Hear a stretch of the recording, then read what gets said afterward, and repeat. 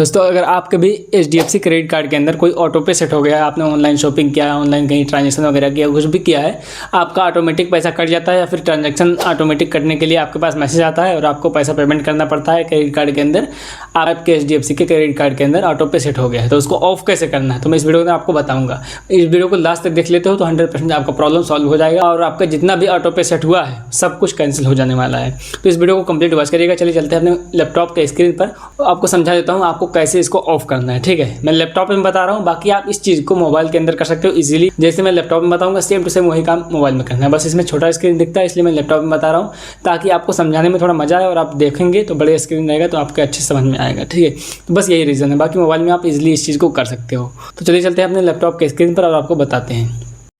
दोस्तों, जो वेबसाइट आपको दिख रहा है HDFC का, ये सेम वेबसाइट सेम पेज का लिंक मैंने दे दिया है डिस्क्रिप्शन में। वहां पे जैसे ही क्लिक करोगे, अपने फोन में ही क्लिक करोगे, तुरंत आपको आपके ब्राउजर में ये वाला वेबसाइट खोल देगा कुछ इस तरीके से। तो जैसे ये ऑप्शन खुल जाएगा, आपको नीचे कंटिन्यू का बटन एक दिख रहा होगा, सिंपली उस पर क्लिक करके आगे बढ़ना है और कुछ नहीं करना है। ठीक है, तो मैं उस पर क्लिक कर देता हूँ फटाफट और आगे आपको प्रोसेस बताता हूँ। सिंपली अपने फोन के अंदर भी आपको यही काम करना है। जैसे क्लिक करेंगे यहाँ पर लॉग इन करने के लिए आएगा, तो आपका अकाउंट पहले से तो आपने बनाया नहीं है, यहाँ पर आप लॉग इन कर नहीं सकते, उसके लिए आपको नया अकाउंट बनाना पड़ेगा। ठीक है, तो नीचे साइन अप का बटन है, उस पर क्लिक करोगे और यहाँ पर साइन अप पे आपको अपना first name, email ID, password डाल देना। तीनों चीज डाल देना, नेम, ईमेल आईडी, पासवर्ड। जो बैंक में आपका नेम है सेम से वही डालिएगा। दोस्तों, आपको पासवर्ड वगैरह और सारा डिटेल्स सही से डालना है। जो नेम है वो बैंक वाला नेम सेम टू सेम डालिएगा। ठीक है, ईमेल आईडी कोई भी डाल सकते हैं। और पासवर्ड के बारे में बता दूं, पासवर्ड इसमें मिनिमम 10 कैरेक्टर का आपको डालना है। उसके अंदर आपको capital letter, small letter, special character, number सब कुछ मिक्स होना चाहिए और कम से कम 10 कैरेक्टर का 10 लेटर का होना चाहिए।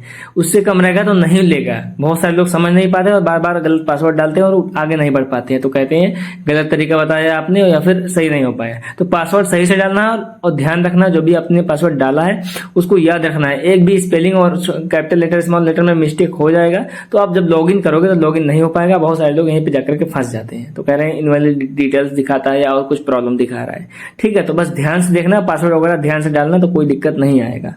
इसी तरीके से अपना डिटेल्स डाल करके आपको साइन अप कर लेना है। बहुत ही सिंपल है। तो मैं साइन अप करके थोड़ा सा वीडियो को आगे बढ़ा देता हूँ और आपको लॉगिन करके दिखाता हूँ। ठीक है, तो सिंपली मैं लॉगिन पे क्लिक करता हूँ और यहाँ पर अपना ईमेल आईडी डालना है जो अभी आपने डाला था वहां पर साइन अप करते टाइम, और जो पासवर्ड डाला था सेम टू सेम वही पासवर्ड डालना है, वही ईमेल आईडी डालना है। कोई भी स्पेलिंग मिस्टेक नहीं होना चाहिए, नहीं तो आपका लॉगिन नहीं होगा।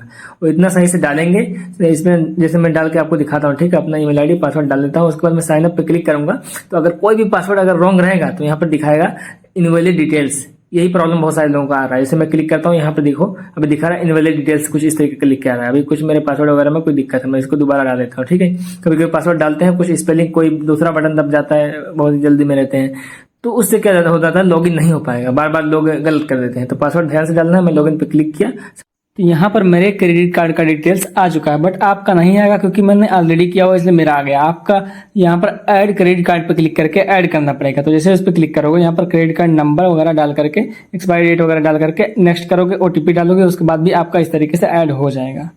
जैसे ही आपका डिटेल्स डालने के बाद ऐड हो जाएगा, सिंपली आपको जहाँ पर मर्चेंट लिखा हुआ है ना, इसके नीचे जो भी आपका लिखा हुआ है, जैसे मेरा गूगल पे लिखा हुआ है, जो भी आपका लिखा रहेगा उस पर क्लिक करोगे तो यहाँ पर डिटेल्स में दिखाएगा कि क्या प्रोसेस है, क्या कहाँ से आपने किस डेट को किया था, सब कुछ यहाँ पर दिखाएगा। यहाँ पर इनवॉइस पे क्लिक कर दोगे तो आपको डिटेल्स दिखाएगा कितना पैसा आपका कट चुका है, कितना इंस्टॉलमेंट कटा है, अनपेड है या पेड है। तो मेरा अभी अनपेड है। ठीक है, आपका कट चुका होगा तो वो भी यहाँ पर दिखाएगा।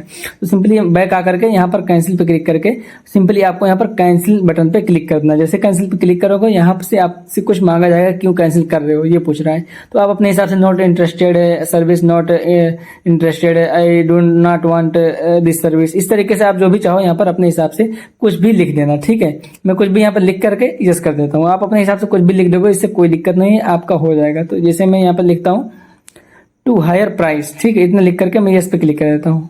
ठीक है, क्योंकि इसका प्राइस ज्यादा मुझे लगता है, तो मैं इसे अपने हिसाब से लिख देना, कोई दिक्कत नहीं। नॉट इंटरेस्टेड लिख दोगे तब भी कोई दिक्कत नहीं। कैंसिल पे मैंने क्लिक कर दिया।